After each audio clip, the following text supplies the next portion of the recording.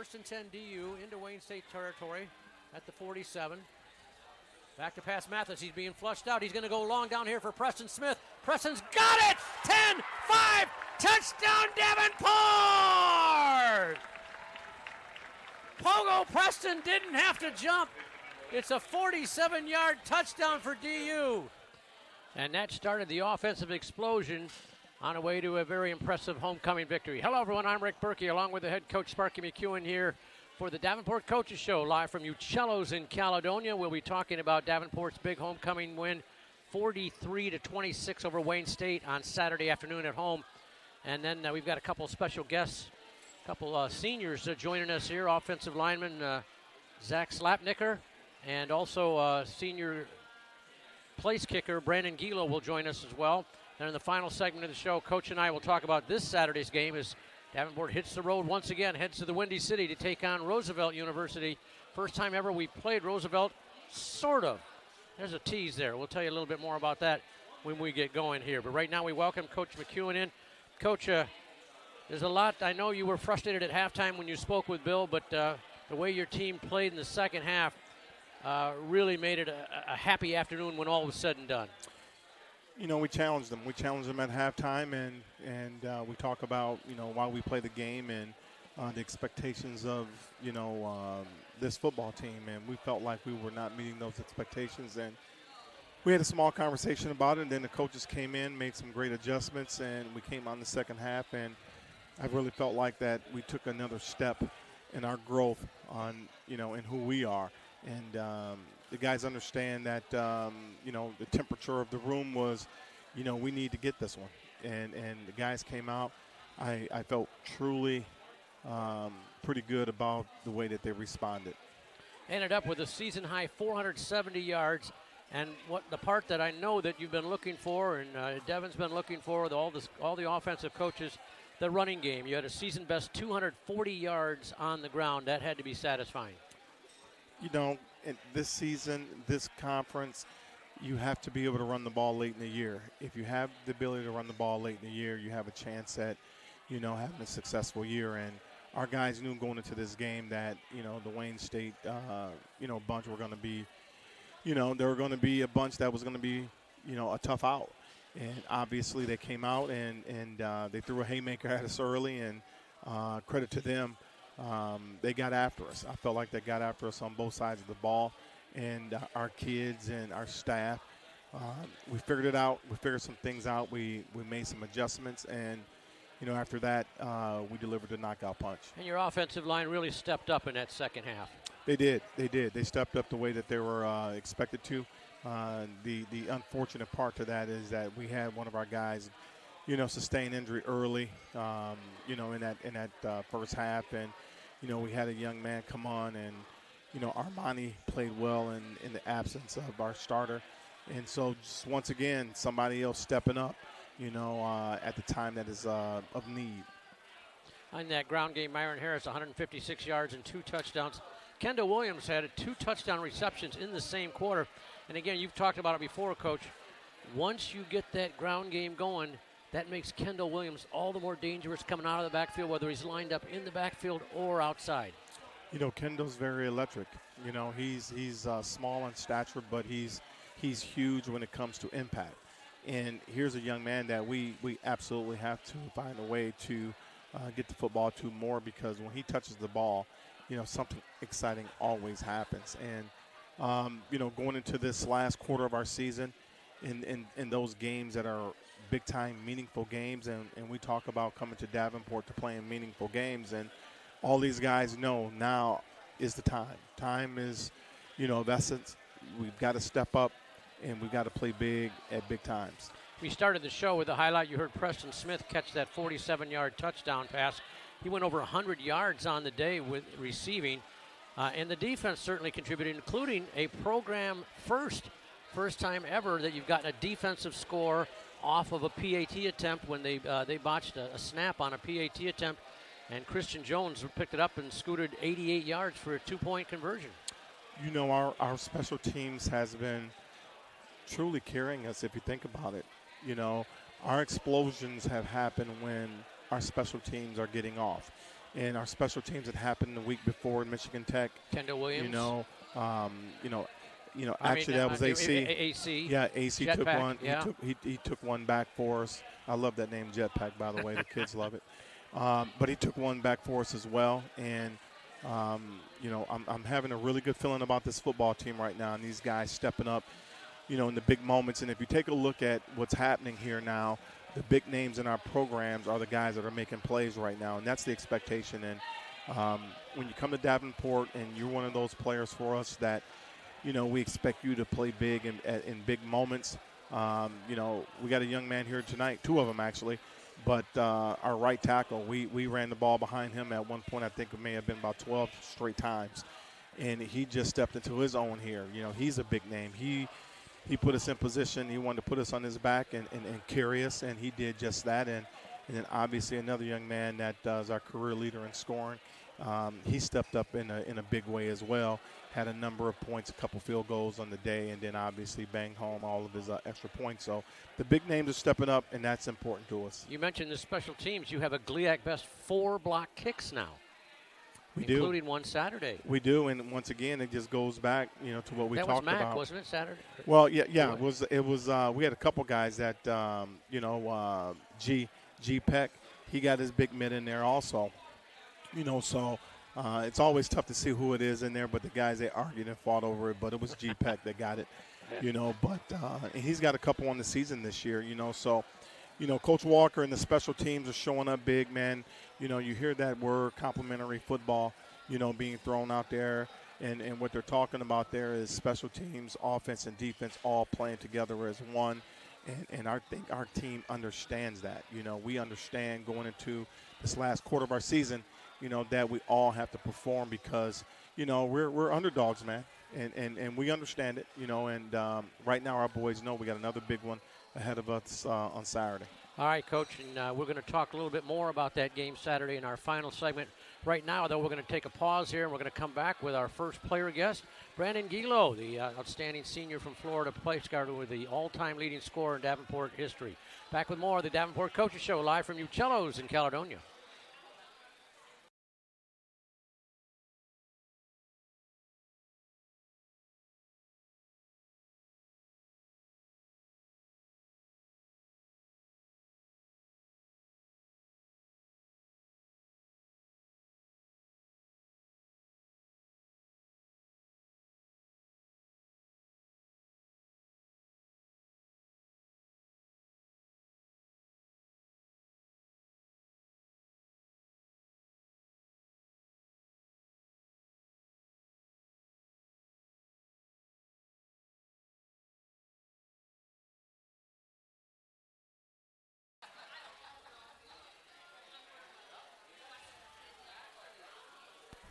Joe Seidel, the Sultan of Snap, is the long snapper. Kyle Woyan, the holder, and Brandon Gilo, who is 5 for 7 in field goals with a 42-yard long. This will actually be a 43-yarder. This will be a season long for Gilo if he can boot it through. Snap is good. The hold is good. Gilo's got it. Down. It's plenty long enough. And it's good. 43 yards, season long for Gilo. It's now 6-5 in favor of Wayne State. Back with the kickoff.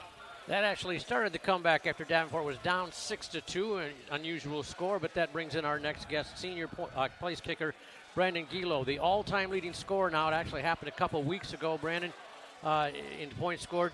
That's got to mean a little something to you, doesn't it? Yeah, for sure. I always say that that's an award that anybody's grateful to have, and it's definitely a highlight for a career.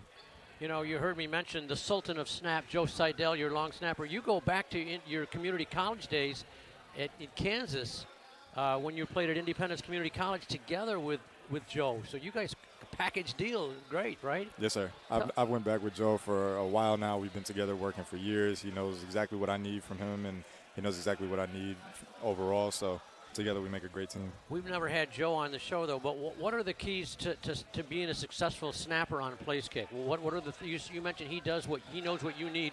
What are the things that he focuses on when you're kicking the football?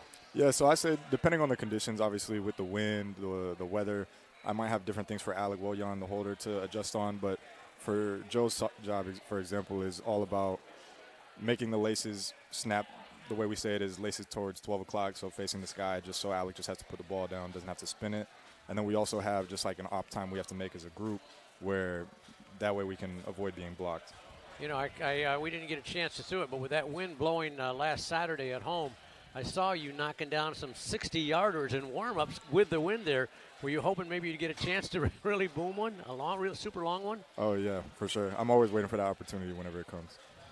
What about, again, we talk a lot about having that wind. What about against the wind? What do you have to adjust? What do you change when you're going against a strong wind?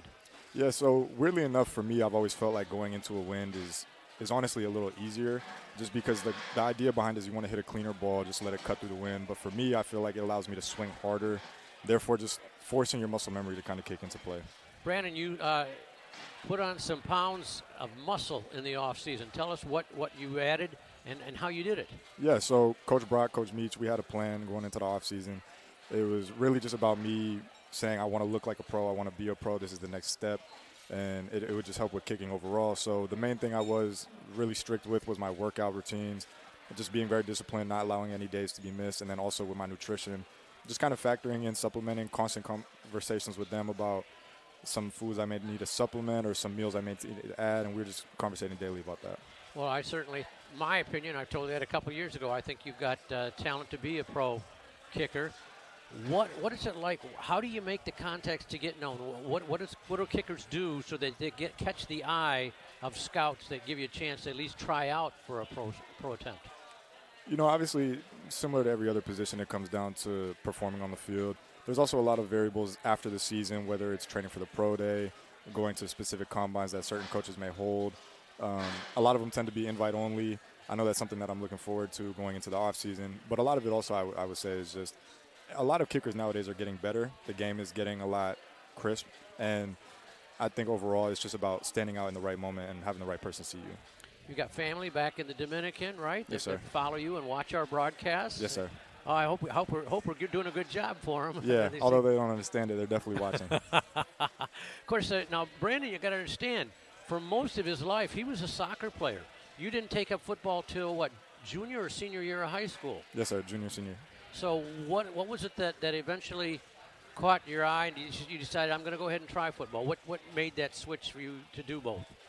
I think for me, whenever I looked at it at a younger perspective, it was always I just wanted to be with my friends. I wanted to spend more time. I thought football was cool. It got more of attention. It got a lot more of the big lights, big moments.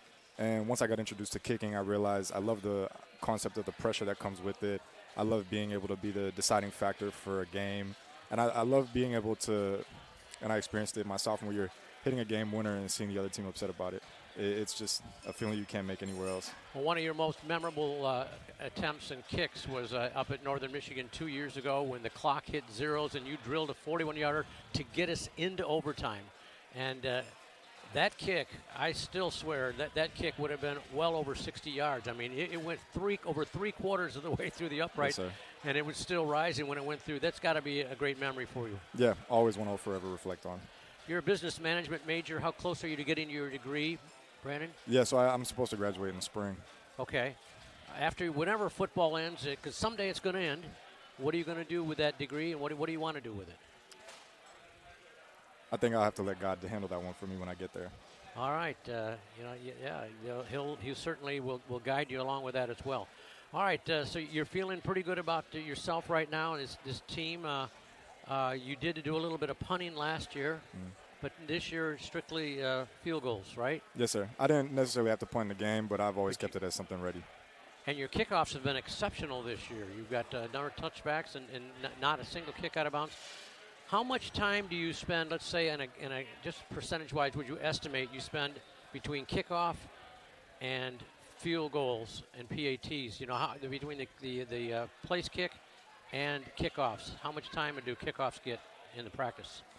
So I know when I structured it in the offseason, something Coach Sparky and Coach Walker told me about is we already know what you can do on field goal. We need more from you on kickoff. And that was the challenge that I was more than ready to arrive to. And so I would say I altered it a little bit to where, let's say 100% of the session, I would give it about 65 was kickoff, and then field goal was more of a touch-up, and then there would be some days I would cater to the other one. I got to ask you this because on your bio it says your favorite athlete is a mixed martial arts guy. Charles Oliveira, am I saying it right? Yes, sir. Tell me about Charles, because I don't know anything about mixed martial arts. Yeah, so growing up, I've always been big into boxing, big into UFC. I've always said that I structured my performance, my preparation as an athlete, as a fighter, just with the discipline and the resilience that comes with it. And so, for example, Charles Oliveira, he's very known for being resilient. He's been through many trials and tribulations, and he's really a reflection of a mantra I live by with hard work doesn't necessarily guarantee success. It just gives you the tools for when it comes. And he's one of those that it took him a while to get there, but now he's arguably one of the greatest. And for me, it's just someone I resonate with, someone I have as a role model. And I think for every athlete, it's always good to have someone that you can look up to and say, how would he have handled this situation? Well, you've been a consummate, terrific student athlete here while you've been at Davenport, Brandon, and we appreciate you being a part of the program and look for more exciting things down the road this year. Yes, sir. We're going to take a break, come back with one of his teammates. Stay with us. It's the Davenport Coaches Show from Uccello's in Caledonia. You got to stop out here. All these big screens, great food, great service, and great atmosphere. You can't beat it. Back with more.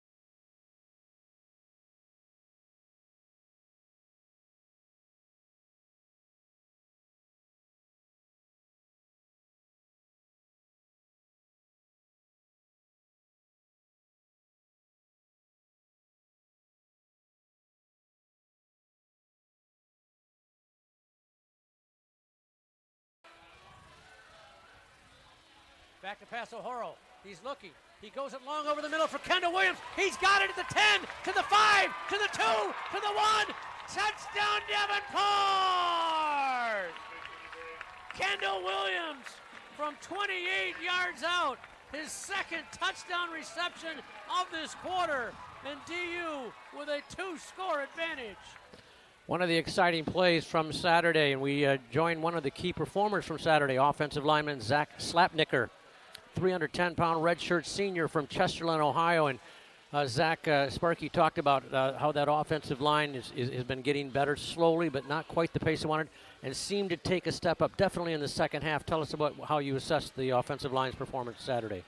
Well, as you said, throughout the year we've gotten better, and guys have just been stacking days. We've been doing what we've needed to do, and the biggest thing about being an O-lineman is you got to play physical. And the only way to play the ball is to be dominant and get displacement. And it's hard, I know, when you have guys go down. And you've had a couple key guys go down this year, and it's involved some people moving around different positions. How about, you've had to shift once, right? You have not had to, but others have had to. And how does that affect the cohesiveness of a unit when a guy switches from one position to another on the line? It affects it a little bit, but we're all very cohesive group. So Armani has come in many times. The first time was week 2 or 3. He came in at guard for Trey, and he helped out a lot. But it looked like he did very well at left tackle this week when we had to bump him over. Before you joined us, you had 4 years at Notre Dame College in Ohio, 20-23. You're not only outstanding player, you earned the Commissioner's Honor Roll Award for your academic excellence as well. Tell us about your years at Notre Dame College and what how that helped shape you as a player and as a person. Well, it was a good time. I wasn't really I didn't have that much fun there. It was a good time and all. It helped me develop as a football player. I had some very good coaches. They all, my first coach, Alan Estep, he helped develop me more than most coaches would. And then just as I went through my career, coaches left, coaches came in. Some of the coaches would be there for a semester and then they'd leave, so it would be hard to maintain anything. But by the end there, I was with Coach Rob, and he did us good and just helped me grow as a better athlete. Tell us how you first heard about Davenport and what eventually got you to come up here. Well, the first I heard of it was my buddy Sam Lofton, our center. He committed here a semester before me. Where did you know Sam from? He was my right guard at Notre Dame College. At Notre Dame College. Okay. So he played next to me the past 2 years. So it just helped to have some familiarity on the team, and he just helped get me in here. Like Coach Russell was one of the first coaches to talk to me once I got into the transfer portal, and really got me in here. Were you able to make a visit up here, or did you commit before without seeing the campus and such? I made a trip up here with actually Sam's parents. We made the track all the way from Cleveland, and I liked the area. I liked the coaches, and then I also saw practice, and I just liked how everybody was very cohesive. Like most people are transfers here, so it's just nice to see everybody getting along so well. You went to, am I saying it right, West Goga High School? West Geauga. West Geauga, that's outside Cleveland. Yeah, it's in Chesterland, Ohio. It's a small little town. Tell us about your high school days. Was there a coach maybe in your high school development that really was important to you, that really helped you focus on becoming the player that you are right now? Yeah, Coach Sopkovich helped a lot. I was doing like bus tours and whatnot. I was training with a company called Raw Talent. I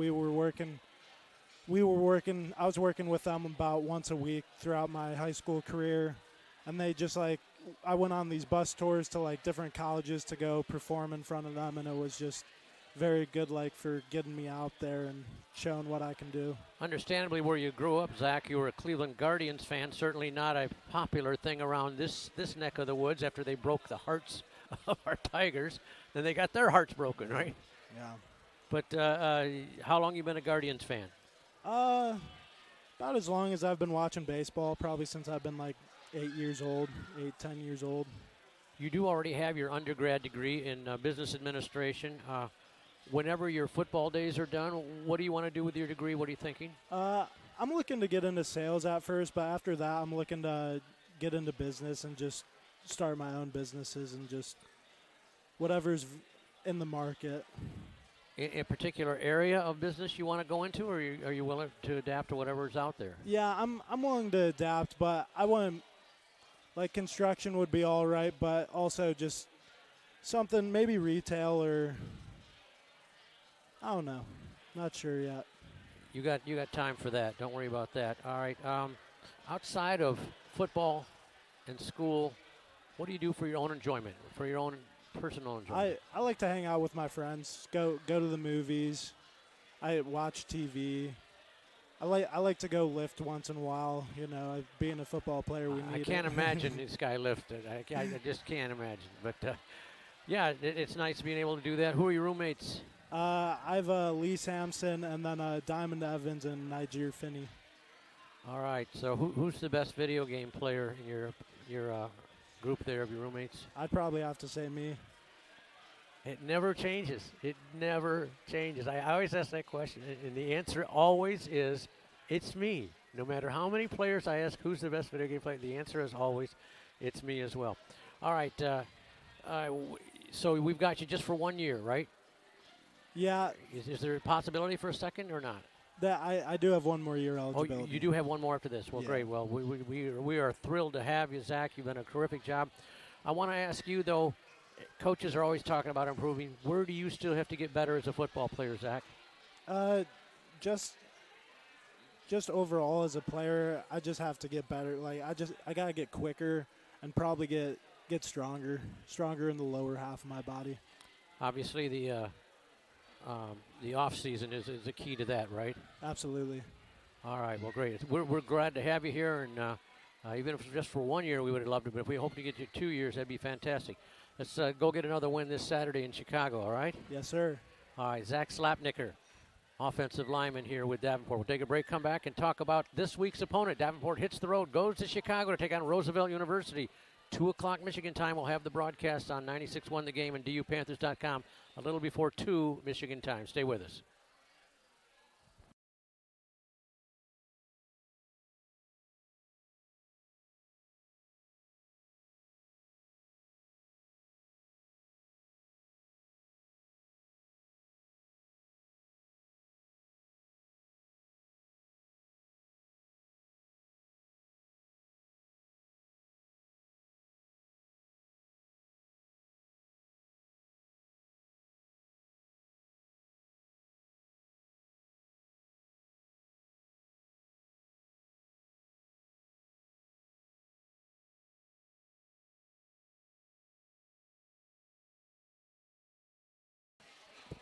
And final segment of the Davenport Coaches Show from Uccello's in Caledonia. Stop out any time out here. Boy, they do a great job. Their service is fantastic here, and the food is to die for. So come on out. You don't have to do that literally, but you know what I mean.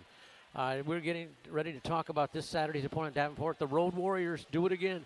Hit the road next 2 weeks again away from home. This Saturday they head to Chicago to take on Roosevelt University. And I said kind of at the beginning of the show, we've played them before, kind of. Roosevelt University used to be Robert Morris University. Correct. And we played them back in 2020, or it was, hold on here, 2018. We played them 18 at their place, 2018, and got a nice win there. But that's back when they were NAIA and we were making the transition, or had we already made the transition? We were in the process Yeah. of becoming a full member of NCAA 2A. And that's what Roosevelt is doing right now, right? They've gone through the process. And I think they still have that probationary period as oh, well. do they? Okay. Yeah. All right. Well, anyway, so we'll be playing in Chicago against Roosevelt, and they had not tasted victory until last Saturday. They went up to Marquette in the Superior Dome and went into overtime and scored a 16 to 10 win. They scored a touchdown in overtime to beat Northern Michigan at NMU. So their spirits have to be up, getting ready for this Saturday's game. Absolutely, we don't have a choice. They know what's They know what we have to do.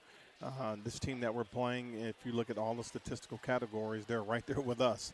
You know, defensively, offensively, and they've had once again another team with a big-time schedule. You know, I think they've even played a Division I team this year. They've had they've played Ferris State already. You know, so they've had some opponents that have been extremely tough. They played Saginaw. So here it is once again. You know that we've got to go play another tough road game against an opponent. Just got a nice road win up in Marquette, and they're well coached, and it's a physical football team, and they do some good things on offense that, that's causing teams problems. So. Our guys are up for it. They know what we have to go do, and it's going to be tough. You got a nice running back in Cyrus as well, who's approaching just under 500 yards on the ground already and almost 4 yards of carry and 4 touchdowns. He's a load. Coach knows how to get the ball to him in different ways, and, he runs with his pad level low and does a great job. They got a quarterback that, does a solid job. And Carson they got Budke. Oh, yeah. They got a receiver that leads the conference and, receiving yards. So it's going to be one of those games, man, once again, where, team that takes care of the football and, plays with discipline, more than likely will be the victorious team. You mentioned the receiver, Keontae Nixon. He's got 27 grabs he's averaging almost 24 yards per reception. That's a phenomenal number. He's got a long 97-yard touchdown reception. Just in general terms, I'm not talking about Keontae necessarily. In general terms, when another team has an exceptional wide receiver, is your general philosophy, your defensive coaches, to shade a man and a half on him, or is it more a case of, no, we're just going to line up one-on-one and see what we can do? Well, when you take a look at him on film, you should, try to give him some extra attention because he's pretty good. He's got good size on him, great hands, and the quarterback needs to get a lot of credit here, too, because they do a good job of throwing it up to him and back shoulder balls. They have great chemistry, So to your point, we have to, pick our spots when we're going to, whether we're going to give them some type of help or double. But you're going to have to get some attention there because when you average over 20 yards a catch, you got to do something to disrupt, that chemistry. You going to go down on Friday, or are you going down Saturday and play? We're going down Friday. Okay, so you like to get a chance to get in there and get the legs set there for the night before? Absolutely. Like I said before, we've traveled well and we've done a really good job on the road. And 4-0 on the road. Yeah, and they're significant trips. So this trip here, obviously is 3+ hours, but that's that's nothing. That's nothing compared to what we've done. But when it comes to when you travel 70 football players and all the travel party, you're talking about close to 85, 90 people. Logistically, there's a lot of things that have to happen, and we want to get down there. And our young men know how important this game is. We've had a a good week of practice. Part of our deal right now is that, we're in that era right now. We're going into 8 straight weeks of playing straight. Typically, you have a bye week on 11 games, and we don't have one. So I'm trying to use my experience and recall from coaching professionally and how we would work to save legs and help our young guys stay fresh. Because at the end of the day, our player developmental piece is important right now, and others guys stepping up because we're a little banged up, but everybody else is too. So our guys know we have no excuses. We just got to go out and get some good rest and go down there and play well. All right, again, Davenport trying to improve it now. They're 2-1 in league play, 5-2 overall, trying to stay perfect on the road where they are spotless 4-0 away from home. Saturday afternoon, 2 o'clock Michigan time kickoff. Will be on the air on DUPanthers.com and our radio partner 96.1 The Game a little before 2 o'clock, about 1:45 Michigan time with the broadcast. That'll wrap it up. I want to thank our special guests, Zach Slapnicker and Brandon Gilo, for joining us. So for head coach Sparky McEwen, I'm Rick Berkey saying thanks for joining us, and go Panthers.